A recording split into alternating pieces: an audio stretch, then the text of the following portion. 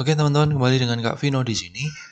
Teman-teman, kita akan membahas tentang aplikasi turunan fungsi trigonometri yang kedua, yaitu tentang kemonotonan dan kecekungan fungsi. Ya, ini sama saja dengan yang teman-teman pernah dapat waktu di turunan aljabar kelas 11. Hanya saja kita akan menemui fungsi-fungsinya dalam fungsi trigonometri. Ya, jadi kemonotonan itu adalah fungsi naik, fungsi turun. Ya, intinya sederhana ya teman-teman, kapan fungsi naik itu didapat pada saat turunannya lebih dari 0 atau positif, dan kapan fungsi turun itu saat turunannya kurang dari 0, kemudian terjadi titik stasioner itu pada saat turunannya sama dengan 0, seperti itu ya. Jadi bisa dilihat sebagai gambaran kurva berikut. Kemudian nanti dengan kecekungan fungsi, ya itu prinsipnya sama, hanya saja kalau kecekungan fungsi itu kita akan melihat dari turunan yang kedua. Fungsi cekung ke atas itu saat turunan kedua lebih dari 0, fungsi cekung ke bawah saat turunan kedua kurang dari 0, dan batasannya adalah yang namanya titik belok. Seperti itu ya. Itu prinsipnya sama dengan yang teman-teman pernah dapat waktu di kelas 11. Sekali lagi, hanya saja ini fungsinya adalah fungsi trigonometri. Seperti itu ya. Kita lihat soal ini teman-teman. Diketahui fungsi f(x) sama dengan sin x minus akar 3 cos x. Tentukan interval kapan fungsi naik, fungsi turun. Tentukan titik stasioner dan jenisnya. Tentukan interval fungsi cekung ke atas dan cekung ke bawah, dan koordinat titik belok. Oke ya, kita akan bahas point to point. Jadi dari awal ini nanti pertanyaannya seperti itu, kita akan memulai dari turunan dulu ya. Di f(x) sama dengan sin x minus akar 3 cos x, kita tahu bahwa turunannya akan menjadi cos x plus akar 3 sin x. Seperti itu ya. Nah, bentuk ini untuk nanti mencari naik turun dan stasioner, kita akan membuat sama dengan 0 dulu teman-teman. Ya. Nah, bentuk ini, bentuk cos x plus akar 3 sin x ini caranya adalah kita akan membuat seperti ini teman-teman. Akar 3 sin x sama dengan minus cos x. Sehingga kalau kita mencari sin x dibagi cos x, itu akan kita dapatkan minus 1 per akar 3. Yang mana kita sama saja di sini kita memiliki tangen x sama dengan minus 1 per 3 akar 3. Ya, kita selalu anggap interval itu adalah di antara 0 sampai 360. Sehingga x-nya adalah berapa? Kalau tangen yang nilainya minus per 3 akar 3 itu berarti bisa 150 derajat. Ya, bisa 330 derajat ya, atau kalau kita gunakan pi ya nanti tinggal ini bisa kita jadikan 5 pi per 6 dan 11 pi per 6 seperti itu ya. Nah, di sini kita akan membuat satu interval garis bilangan ya. 5 pi per 6 dan 11 pi per 6. Lalu kemudian di sini kita akan uji ya, uji titik. Uji titiknya adalah keturunan ya. Jadi kita akan uji titik. Nah, uji titiknya adalah keturunan ya, teman-teman.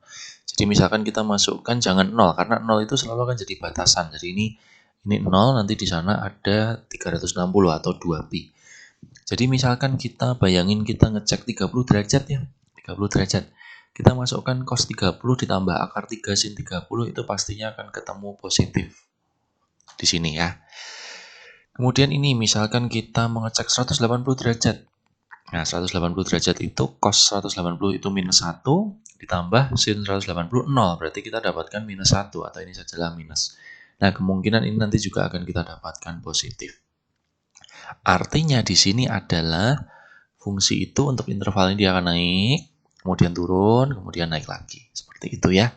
Jadi kita sudah bisa menjawab fungsi naik. Jadi f(x) itu naik saat x-nya ada di antara 0 sampai 5 pi per 6 atau di antara 11 pi per 6 sampai 2 pi. Seperti itu. Kemudian fungsi turun itu saat ada di antara 5 pi per 6 sampai 11 pi per 6. Gitu ya. Nah, di sini titik stasionernya itu adalah di 5 pi per 6, sekian dan 11 pi per 6, sekian. Nah, untuk mencari ininya kita harus masukkan di fungsi yang pertama ya. Di sini saya akan coret-coret aja. Kalau kita memasukkan f dari 5pi per 6, kita masukkan di fungsi yang pertama ya teman-teman. Sin 5pi per 6 minus akar 3 cos 5pi per 6. Ini sin 150 itu setengah. Lalu kemudian dikurangi akar 3 dikalikan setengah akar 3 ya. Setengah akar 3 itu 3/2 setengah dikurangi 3/2 berarti kita dapatkan minus 1. Sedangkan kalau dari 11pi per 6 kita dapatkan sinus 11pi per 6 dikurangi akar 3 dikalikan cos 11pi per 6 ya. Ini cos 330 itu adalah setengah akar 3 juga. Setengah akar 3 dikalikan ini minus setengah, minus 3/2 maksudnya. Sedangkan yang di sini adalah minus setengah ya. Jadi kita dapatkan minus 2. Nah, artinya ini adalah minus 1 dan minus 2. Sekaligus menjadi namanya adalah ini titik stasioner maksimum atau titik balik maksimum, ini titik balik minimum. Seperti itu ya. Ini adalah untuk mencari titik ya teman-teman. Oke. Nah, ini adalah untuk mencari interval fungsi naik dan fungsi turun serta titik stasioner. Berikutnya kita akan mencari kecekungan ya. Nah, prinsipnya sama ya, hanya kita akan gunakan turunan yang kedua ya, teman-teman. Jadi, kita akan mencari dulu turunan kedua. Turunan keduanya adalah minus sin X, kemudian ditambah akar 3 cos X, dimana ini kita buat sama dengan 0, maka akan kita dapatkan sin X sama dengan akar 3 cos X, atau tangen X sama dengan akar 3. Di sini kita bisa dapatkan 60 derajat atau 240 derajat. Atau kalau kita jadikan pi berarti pi per 3 dan 4pi per 3. Seperti itu. Caranya sama persis. Kita akan gunakan garis bilangan. Ya, 4pi per 3. Lalu kita uji titiknya. Uji titiknya adalah ke turunan kedua. Ya, jadi uji titiknya adalah ke turunan kedua. Kita masukkan batasannya adalah 0 sampai dengan 2pi. Misalkan kita uji 30 derajat gitu ya teman-teman. 30 derajat itu maka kita dapatkan minus 30 derajat itu minus setengah ditambah akar 3 dikalikan cos 30 derajat. Ya 3/2 minus setengah ditambah 3/2 kita dapatkan 1 positif ya. Jadi di sini adalah positif. Kemudian kalau di sini di antara 60 dan 240, misalkan 180, itu kita dapatkan negatif. Ini juga positif. Nah, untuk turunan kedua, maka meaningnya di sini adalah kita mendapatkan fungsi cekung ke atas dan fungsi cekung ke bawah. Jadi fx itu cekung ke atas itu saat ini ya, saat positif x-nya di antara 0 sampai pi per 3 atau x-nya di antara 4pi per 3 sampai 2pi. Sedangkan fx itu cekung ke bawah itu saat x-nya di antara pi per 3 sampai 4pi per 3. Seperti itu ya intinya. Nah, sedangkan titik yang kita dapat ini adalah titik belok. Jadi, titik belok itu adalah perubahan dari cekung ke atas ke cekung ke bawah dan sebaliknya. Ini ada di pi per 3, berapa dan 4pi per 3, berapa. Nah, ini kita akan masukkan di fungsi yang pertama. Jadi, ini adalah masukkan ke fx. Ya, saya yakin teman-teman sudah bisa ya. Jadi, ini intinya tinggal kita masukkan saja. Ini sudah ketemu titik belok. Bukan keturunan ya teman-teman, tapi ke fungsi yang pertama kali. Seperti itu ya, mungkin soal ini kita sampai di situ. Berikutnya, untukkan interval fungsi naik dan turun serta titik stasioner dari fungsi fx sama dengan x ditambah sin x. Oke, sama ya prinsipnya, kita mencari turunan. Jadi turunannya x itu adalah 1, turunannya sin x itu adalah cos x. Kita buat sama dengan 0, sehingga kita dapatkan cos x sama dengan minus 1, artinya x-nya terjadi pada saat 180 derajat, atau pi saja. Oke ya, Jadi di situ kita langsung buat titik garis bilangan ya. Ini isinya hanya pi saja. Nah, kalau cuma satu gini, teman-teman harus cek dulu ya, karena kita nggak bisa menyimpulkan bahwa itu pasti seling-seling. Kita cek dulu. Ya, ini selalu dibatasi dari 0 sampai 2pi. Kita cek uji titik keturunan ya, uji titiknya ke turunan, uji titik ke F aksen ya. Misalkan kita masukkan 30 derajat, cos 30 itu setengah akar 3 ditambah 1 kita dapatkan positif. Lalu kalau misalkan kita uji misalkan berapa? 300 derajat. Cos 300 derajat itu setengah. 1 ditambah setengah tetap positif ya. Nah, ini ternyata positif semua ya. Nah, jadi artinya di sini itu fungsi tidak pernah turun ya. Jadi kita bilang kapan fungsi naik? Ya, itu berarti pada saat 0 sampai pi dan pi sampai 2pi. Jadi kita tetap tulis seperti itu ya, fungsi naik itu saat x di antara 0 sampai pi, lalu kemudian atau x-nya di antara pi sampai 2pi ya kan. Nah, karena pi ini adalah batasan di mana dia tidak naik dan tidak turun. Itu nanti seperti titik belok sebenarnya.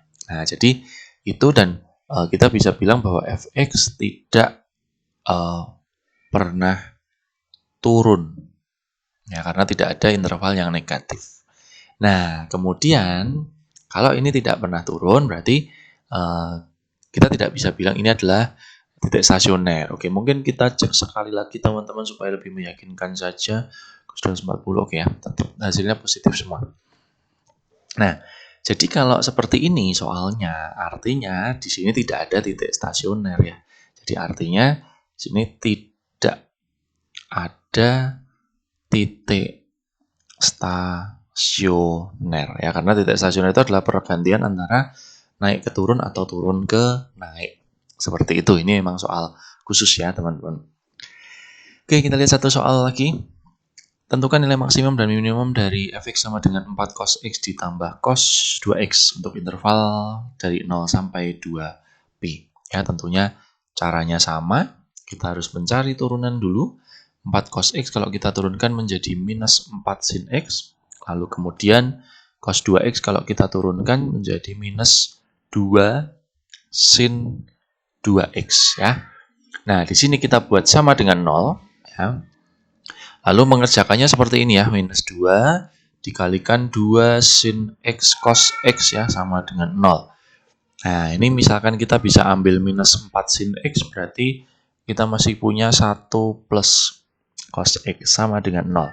Sehingga kita dapatkan minus 4 sin x sama dengan 0, maka sin x sama dengan 0, atau 1 plus cos x sama dengan 0, cos x sama dengan minus 1.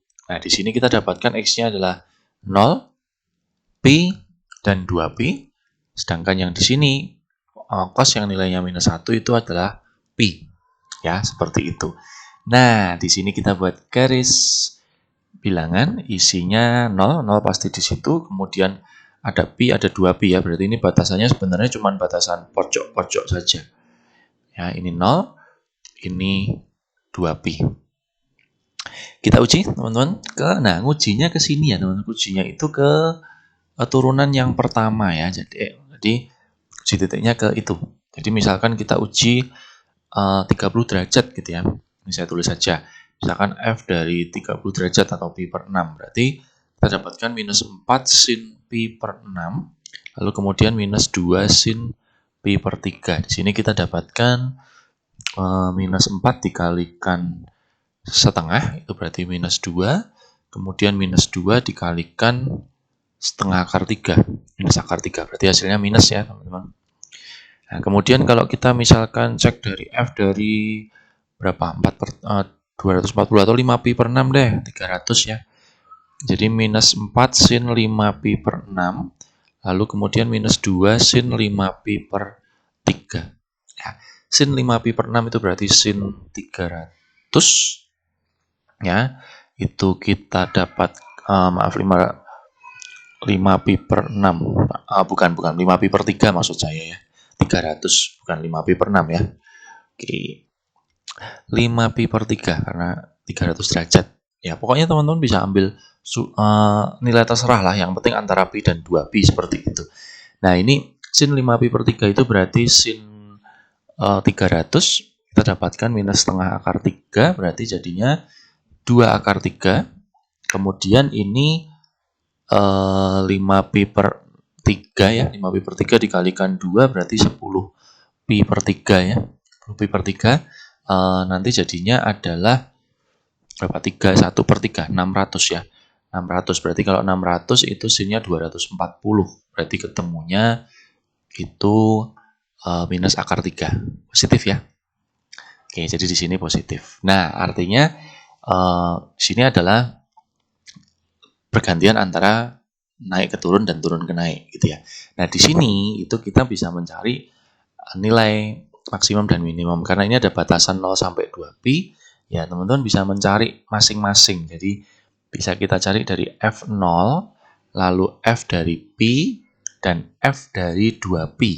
Ya, F0 itu berarti 4 kali cos 0 ditambah cos 0. Kita dapatkan 5. Kemudian kalau F dari pi adalah 4 dikalikan cos pi plus cos 2pi. Ya. Nah, ini adalah minus 4 ditambah 1, berarti minus 3. Kemudian kalau F dari 2pi berarti 4 cos 2pi plus cos 4pi. Ya, ini adalah cos 0. Cos 0 itu 1 berarti 4. Kemudian cos 0 lagi ya. Jadi ditambah 1 dapatnya 5. Nah, di sini kita lihat bahwa nilai maksimumnya itu 5, nilai minimumnya min 3 ya. Artinya kalau ditanyakan nilai maksimum dan minimum ya kita tinggal jawab itu aja. Jadi nilai maksimumnya adalah 5, nilai minimumnya adalah minus 3. Seperti itu ya, teman-teman.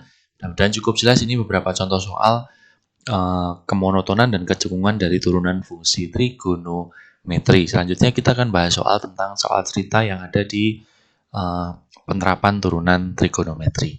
Sampai jumpa di video selanjutnya.